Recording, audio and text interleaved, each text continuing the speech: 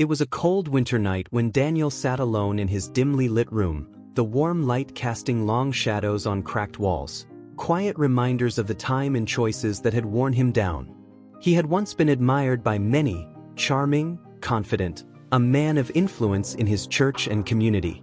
But behind the applause and the polished image were secret seeds he had sown, choices he made believing they would never bloom into anything harmful. A little lie here to cover up a mistake.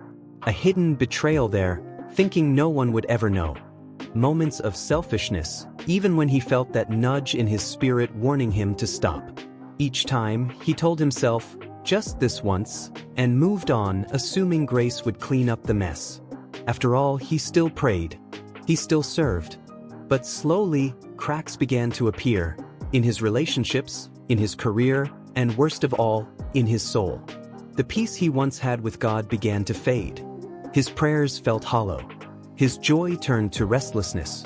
And opportunity after opportunity slipped through his fingers like sand. Until one day, everything collapsed. His marriage fell apart. His job disappeared. Friends became strangers.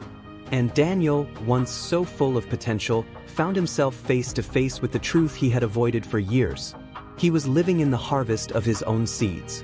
God, why are you silent? He cried.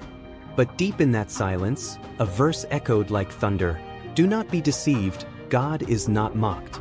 A man reaps what he sows. Galatians 6 verse 7. For the first time, Daniel didn't blame others. He didn't blame the enemy.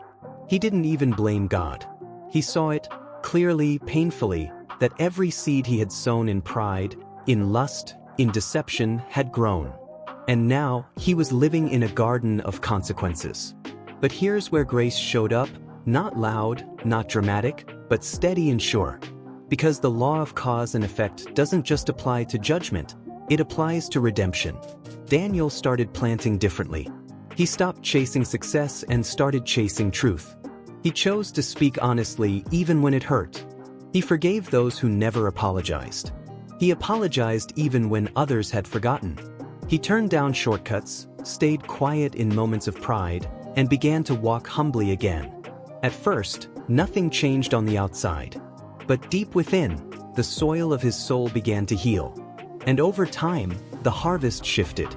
New opportunities emerged. Relationships were restored. But most importantly, the presence of God returned, not just as a feeling, but as a quiet, constant companion. Now, if you were to ask Daniel what life had taught him, he wouldn't talk about money, status, or success. He'd look you straight in the eye and say one thing with unshakable conviction: cause and effect is the eternal law. But if you start planting new seeds today, God won't let you harvest alone.